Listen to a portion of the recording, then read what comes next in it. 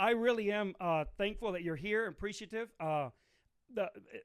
Talking to someone like you, an economist, especially of the Austrian school, that's like on my bucket list. So I'm real happy about that, and I really appreciate you making the time for us.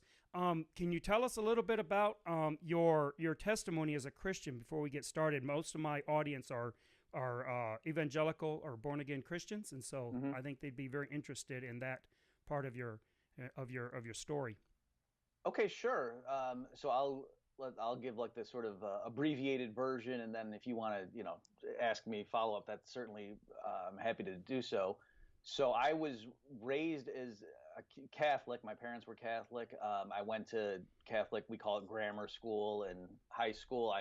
In terms of the sacraments, I went up through what's called confirmation. But then it was the church I went to.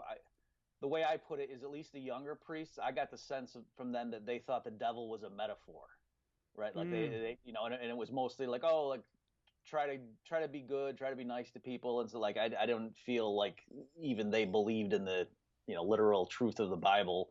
I think the older priests did, but the younger ones I didn't get that sense, and so I was a very good student, and I got into science, and I realized, quote realized in quotation marks, this stuff was all nonsense. There's just fairy tales and stuff to have people try to be nice to each other.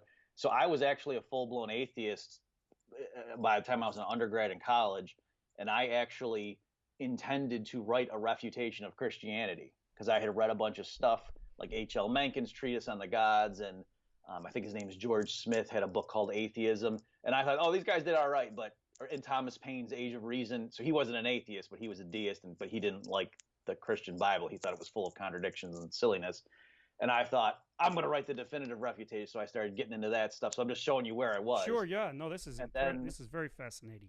um, and then by, let's see. So, but then I went to NYU for grad school, and I had a lot of personal stuff going on, and I reached a crisis point, and I was, I didn't go see somebody about it, but I would have been considered suicidally depressed.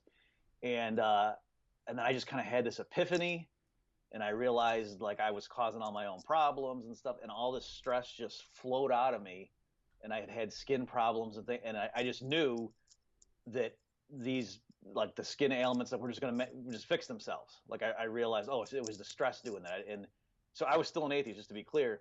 But then because of that insight and me realizing how much my body like was just going to repair itself, I was like, oh, like it really is true, like the mind body connection. Like I had thought that was kind of gobbledygook new age stuff up to that point because I was real rational. And so Right. once it happened to me personally, I realized like, oh, this is a real thing.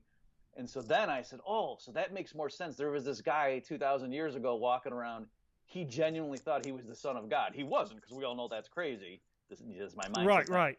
And but then I thought, okay, that makes more sense. Rather than this all just being a myth and people getting killed for this guy that they know is a big fraud, I then thought, okay, given the belief structure those people had at the time, if he's going around, laying hands and healing them or whatever, they could literally be healed. Because especially because like I had skin problems, I was like, oh, so leprosy is probably just 1,000 times what I had. Like that's the way I was, Sure. and so I was piece by piece like coming closer to like thinking, okay, I could see how things sort of like the Bible stories really did happen, but they misunderstood because they weren't scientifically trained, and and it was so things like that were bringing me closer, and then and I just had a couple of experiences and things happened, and I kind of got to a point where I said, all right, if one more thing happens, one more sign, then I'll believe there's a God. And I know this might sound goofy to some people, but I go and stick my hands in my pockets, and there was like a $5 or a $10 bill in there. And I know that, so what? But I'm just saying, like the way I was at that time, I was very anal retentive.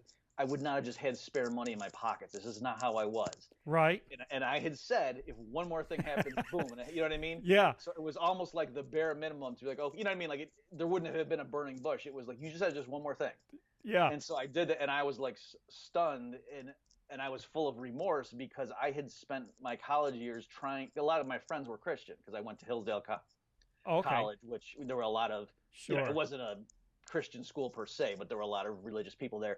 And I was personally friendly, but I wasn't a jerk about it. But I was trying to convince. I thought I was freeing them. I would try to Uh huh. talk them Uh out of huh. their faith. Unfortunately, I wasn't successful with anybody. And so then I said, I am so sorry, because meaning, oh wow, I realize now you exist, and I've been walking around trying to tell people you don't exist. And I heard a voice in my head say, I forgive you, Oh, wow. and I know, my atheist self would have explained that away and said, well, you had guilt, and so psychologically you had to hear that, you heard a voice. But I'm just telling you, that was not for me. I heard it in my head.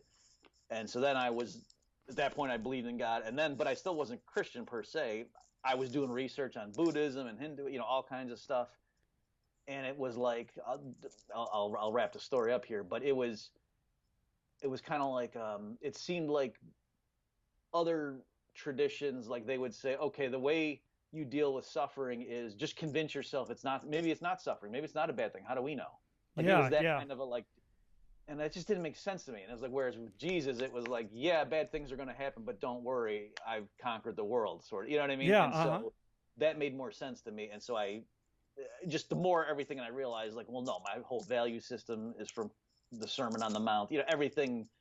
And it was just, I kept resisting that last little, and so I finally, then it was what, April 15th, I'm trying to think, 2002 is when I realized, like, no, everything I need is in Jesus, and I, accepted him as my Lord and Savior, and that's kind of the highlights of it. Wow. Well, that's fascinating. That's very, very interesting.